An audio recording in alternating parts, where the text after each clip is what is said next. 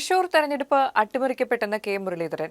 ജനുവരി 3 നരേന്ദ്രമോദി വന്നുപോയതിനു ശേഷം ഗൂഢാലോചന പൂർണ്ണതയിലെത്തിയെന്നും അദ്ദേഹം തൃശൂരിൽ മാധ്യമങ്ങളോട് പറഞ്ഞു. അന്നത്തെ വരണാധികാരിയായിരുന്ന കളക്ടർക്കെതിരെയും മുരളീധരൻ രൂക്ഷമായ പരാമർശമാണ് നടത്തിയത്. തെരഞ്ഞെടുപ്പ് ദിവസം തന്നെ നിങ്ങൾക്കറിയാം, 3-4 സ്ഥലങ്ങളിൽ സംശയമുള്ള വോട്ടർമാരെ തടഞ്ഞു വെച്ചിരുന്നു. അതെല്ലാം കളക്ടർ പോയിട്ട് അത് ക്ലിയർ ചെയ്യാനുണ്ടായി. അപ്പോൾ ഇതിൽ വ്യക്തമായിട്ടുള്ള ഗൂഢാലോചന ഞങ്ങൾ അന്ന് തന്നെ സൂചിപ്പിച്ച ഫ്ലാറ്റുകൾ കേന്ദ്രീകരിച്ച് വോട്ട് ചേർത്തു എന്ന ആദ്യം പരാതി പറഞ്ഞ UDF ആണ്. ഇന്ന് അത് വ്യക്തമായി തെളിയിക്കുന്ന രേഖകളാണ് പുറത്തു വന്നുകൊണ്ടിരിക്കുന്നത്. തൃശ്ശൂരിൽ യഥാർത്ഥത്തിൽ ജനവിധി അട്ടിമറിച്ച ഇപ്പോൾ നിങ്ങൾ തന്നെ നടത്തിയ സർവേകളിൽ ഒന്നുകിൽ UDF അല്ലെങ്കിൽ LDF ജയിക്കുന്നതാണ് പറഞ്ഞത്.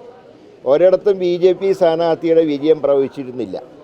മാത്രമല്ല, തെരഞ്ഞെടുപ്പ് റിസൾട്ട് വരുന്നതിൻ്റെ തലേ ദിവസം ഒരു സിനിമാ നിർമ്മാതാവ്, ഞാൻ പേര് പറയുന്നത് ശരിയല്ലാത്തതുകൊണ്ട് പറയുന്നില്ല, അദ്ദേഹം പറഞ്ഞത് അമിത്ഷാൻ്റെ ഓഫീസിൽ നിന്ന് സുരേഷ് ഗോപിക്ക് കിട്ടിയ നിർദ്ദേശം കൗണ്ടിങ്ങിൻ്റെ അത് തൃശ്ശൂരിൽ പോകണ്ട, ജയിച്ച് MP ആയതിനു ശേഷം തൊട്ടടുത്ത ദിവസം തൃശ്ശൂരിൽ ചെന്നാൽ മതി എന്നാണ്. അങ്ങനെയാണ് അദ്ദേഹത്തിൻ്റെ വരവ് നിങ്ങളൊക്കെ റിപ്പോർട്ട് ചെയ്താണല്ലോ. കൗണ്ടിങ് ദിവസം സ്ഥാനാർത്ഥി ഇവിടെ ഉണ്ടായിരുന്നില്ല.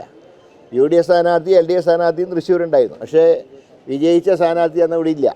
അപ്പോൾ അത് ജൂൺ 3 രാത്രിയാണ് എന്നോട് ആ വ്യക്തി പറയുന്നത്. അത് തന്നെയാണ് 4 സംഭവിച്ചത്. അപ്പോൾ എന്തൊക്കെയോ ഒരുപാട് അട്ടിമറികൾ നടന്നിട്ടുണ്ട്. നരേന്ദ്രമോദിയുടെ 2024 ജനുവരി 3 സന്ദർശനം മുതൽ ഗൂഢാലോചന പൂർണ്ണതയിലെത്തി. വോട്ടെണ്ണൽ ദിവസം തൃശൂരിൽ ഉണ്ടാവേണ്ടതില്ലെന്ന് അമിത്ഷാ സുരേഷ് ഗോപിയോട് നിർദ്ദേശിച്ചിരുന്നു. MP ആയതിനു ശേഷം ചെന്നാൽ മതിയെന്നായിരുന്നു നിർദ്ദേശിച്ചത്. ഇക്കാര്യം എന്നോട് ഒരു സിനിമാ നിർമ്മാതാവാണ് പറഞ്ഞത്.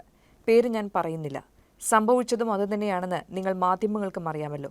പൂങ്കുന്നത്തെ ബൂത്തിൽ വ്യാജ വോട്ടുകൾ ചേർത്തതായി അന്നേ ഞങ്ങൾ പരാതി നൽകിയിരുന്നു. എന്നാൽ അത് അവഗണിക്കപ്പെട്ടു. സംശയം തോന്നിയ വോട്ടർമാരെ തടഞ്ഞു വെച്ചിരുന്നു. പക്ഷേ കളക്ടർ എത്തി അത് ക്ലിയർ ചെയ്തു. സമഗ്രമായ അന്വേഷണത്തിലൂടെ സത്യം പുറത്തുവരും. ഡൽഹിയിലെ നേതൃത്വവുമായി കൂടിയാലോചിച്ച് വേണ്ട നടപടികൾ കൈക്കൊള്ളുമെന്നും മുരളീധരൻ പറഞ്ഞു.